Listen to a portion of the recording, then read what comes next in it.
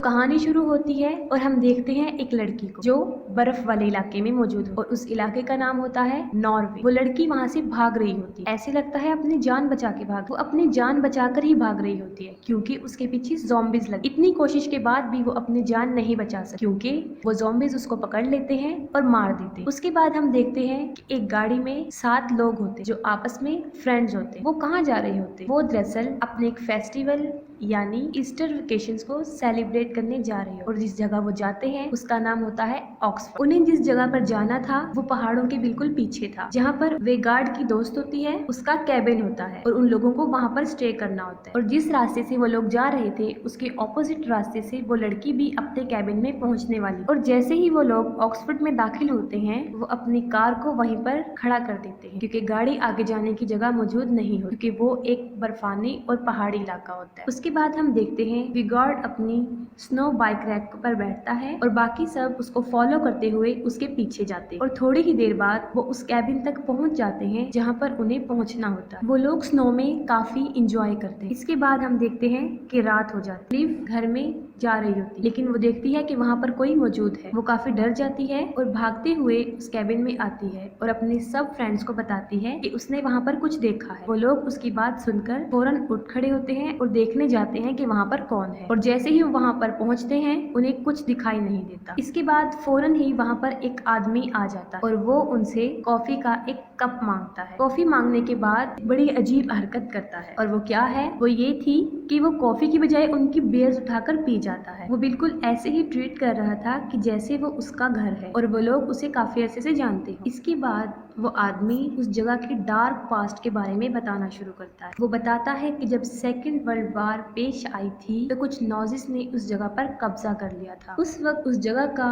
जो इंचार्ज था वो था कर्नल एंजो। तो नाजिस लोगों ने 3 साल तक वहाँ पर मौजूद आम लोगों का जीना काफी मुश्किल किया, लेकिन उसके बाद उन्हें अपनी शिकस्त दिखाई देने लगी और जब उन्हें महसूस हुआ कि वो लोग हार जाएंगे तो वो लोग वहाँ से भाग गए और वहाँ के लोगों पर उन्होंने काफी मुश्किल हालात पैदा किए और वो लोग काफी गुस्से में थे। उन लोगों ने उनको पकड़कर मार डाला और उनकी जो सोल्जर्स थी वो भी वहाँ पर भाग गए और इसके बाद उनका कैप्टन था वो भी वहाँ से भाग निकला था, लेकिन वहाँ पर इतनी सर्दी थी कि वो उस सर्दी की वजह से मर गया। वो कहता है कि मुझे यकीन है कि आज भी इस जगह पर बहुत सी एवल पावर्स मौजूद और मैं चाहता हूँ कि वो कभी भी ना जागे। इस बात पर उन 7 में से मौजूद रॉय जो होता है वो उस आदमी पर हंसता है और उसका मजाक बनाना शुरू करता है। वो कहता है कि हम इन बातों को नहीं मानते क्योंकि हम मेडिकल स्टूडेंट्स, और साथ में वो ये भी कहता है कि हम नहीं जानते कि इन एवल्स को या उनकी पावर को खत्म करने का क्या इलाज। ये सुनकर वो आदमी शदीद गुस्से में आ जाता है और उस गुस्से के आलम में वो उसको पकड़ लेता है और कहता है कि जब तुम्हारी आंतों को बाहर निकाल दिया जाएगा, क्या इसका इलाज है तुम्हारे पास? उस हालत में तुम क्या करो? वो उन लोगों को वार्निंग देता है और वहाँ से चला जाता है और कुछ फासले पर वो टेंट लगाता है। उसे भूख लगी होती है और वो खाना खाता है और थोड़ी ही देर बाद कुछ आवाजें सुना, लेकिन उसे नहीं पता होता ये किस चीज की आवाज। वो पता लगाने के लिए देखने जाता है कि ये किसकी आवाज है। तो कुछ फासले पर उसको एक ज़ॉम्बी खड़ा हुआ नजर आता है। वो उस ज़ॉम्बी से अपनी जान बचाने का सोच रहा होता है कि अचानक दूसरा ज़ॉम्बी उसके पास आता है और उसके गले को काट दिया जाता है, लेकिन फिर भी कोशिश करके हिम्मत करके वो उस ज़ॉम्बी से अपने आप को छुड़ाता है और फौरन अपने टेंट में चला जाता है, लेकिन उसके साथ ज़ॉम्बी भी चला जाता है और वो उसको वहीं पर मार डालता है। उस आदमी की बातों का विगार्ड पर काफी असर हुआ था और उसको अपनी दोस्त सारा की बहुत फिक्र हो रही और वो ये फैसला करता है कि वो सारा को ढूंढ कर लाएगा और वो अपने दोस्तों को कहता है कि मैं जा रहा हूँ और अगर मैं कल तक वापस ना आया तो हमारी कार जो खड़ी है वो उसके पास जाएं और वहाँ से हेल्प ले सकते हैं। इसके बाद विगार्ड वहाँ से चला जाता है और जैसे ही वो वहाँ से चला जाता है वो सब लोग फिर अपने इंजॉयमेंट में लग जाते हैं क्योंकि कोई भी उस आदमी की बात को सीरियस नहीं ले रहा था। और दूसरी तरफ विगार्ड सारा को ढूंढ रहा होता है और ढूंढते ढूंढते वो उसी आदमी के टेंट के पास पहुंच जाता है। वो वहाँ पर रुकता है, उसके टेंट के अंदर जाता है और देखता है कि वही आदमी वहाँ पर मरा हुआ है, जिसको बहुत बेरहमी से मारा गया और साथ ही उसको वहाँ पर फूड स्ट्रक्चर मिलते, पाँव के निशान जिसके अंदर काफी खून पड़ा होता है। वो कहाँ जा रहे थे उसे नहीं पता था, लेकिन वो पाँव के निशान काफी ज्यादा थे, इसीलिए वो उनका पीछा करता हुआ चला जाता है। उसका पाँव एक गड्ढे में फंस जाता है और वो वहाँ पर गिर जाता है। और साथ ही दूसरी तरफ सब लोग कैबिन में मौजूद होते और अचानक उनकी नजर एक बॉक्स पर पड़ती। वो लोग उस बॉक्स को खोलते हैं और खोलते ही वो सब काफी हैरान हो जाते। उस बॉक्स में क्या था? वो पूरा गोल्ड से भरा हुआ था। वो सोना, फौरन वही बात आई थी नॉजिस वाली, ये वही सोना था जो वो नॉजिस चोरी करके भाग रहे थे। लेकिन इस पर मार्टिन कहता है कि नहीं, तुम गलत सोच रहे। इसके बाद आयरलैंड घर में दाखिल होता है और उसके पीछे पीछे क्रिस्बी भी उसके साथ चली जाती। उसके बाद आयरलैंड तो वापस आ जाता है, लेकिन क्रिस्ट वापस नहीं आती। वो कहाँ गई होती है? क्योंकि वो अभी तक आउट हाउस में ही थी। वो वहाँ पर इसलिए होती है कि उसे महसूस हो रहा होता है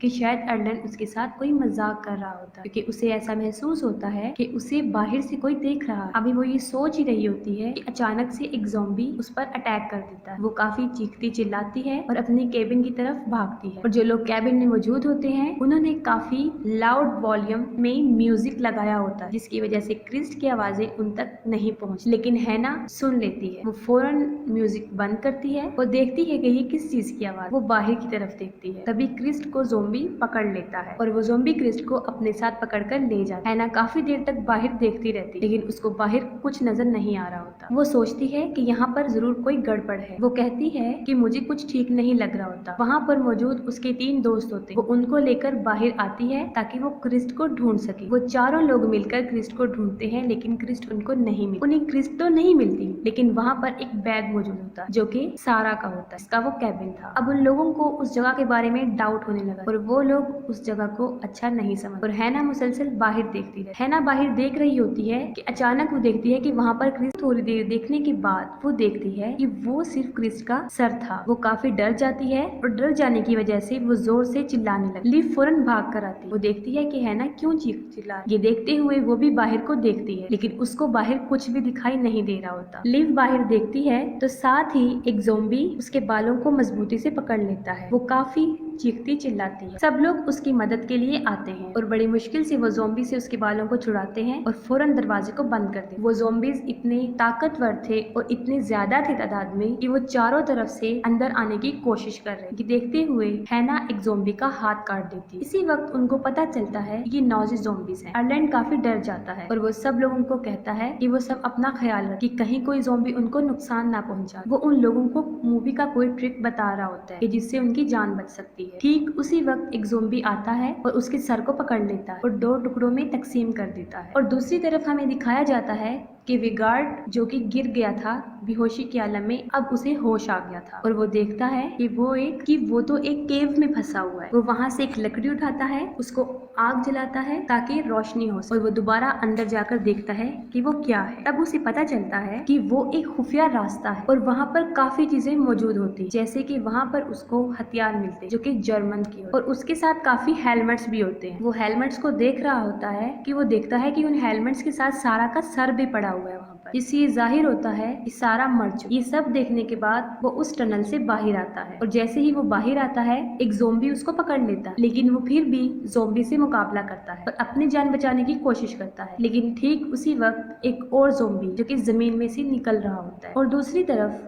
बाकी लोग जो कि कैबिन में मौजूद होते हैं वो एक प्लान बना रहे हो। वो कहते हैं कि 2 लोग जो ज़ॉम्बी को बातों में लगाएं, मतलब उनका ध्यान इधर उधर बटाएं और बाकी 2 लोग जो कि वहाँ पर गाड़ी से मदद लेकर आए। इसके बाद हम देखते हैं कि मार्टिन और रॉय जो कि उन ज़ॉम्बी का जहन इधर उधर करने आते कि वो उनकी तरफ मुतवज्जा ना हो। और दूसरी तरफ हैना और लिव अपनी मदद के लिए उस कार की तरफ भागती। वो लोग रास्ता भूल जाती हैं। इतनी बड़ी मुसीबत में फंसने के बाद ये काफी नहीं होता कि फौरन वहाँ पर ज़ॉम्बीज आ जाते। वेगार्ड जो कि उन ज़ॉम्बीज का मुकाबला कर रहा था उन दोनों ज़ॉम्बीज को मार डालता है और साथ ही वो ज़ॉम्बी उसे पकड़ लेता है और वो दोनों नीचे गिर जाते हैं। उस ज़ॉम्बी के साथ एक रस्सी होती है। वेगार्ड उसको पकड़ के उस ज़ॉम्बीज के साथ नीचे गिर जाता है और लटका रहता है। ज़ॉम्बी और वेगार्ड रस्सी के साथ लटके होते हैं और ज़ॉम्बी विगार्ड की गर्दन पर काट लेता है, लेकिन वो फिर भी अपनी जान बचा लेता है और वहाँ से ज़ॉम्बी को नीचे फेंक देता है और रस्सी को ऊपर की तरफ खींचते हुए अपनी जान बचाने की कोशिश करता है। और दूसरी तरफ हैना और लिव जो कि अपनी मदद को गई, वो भी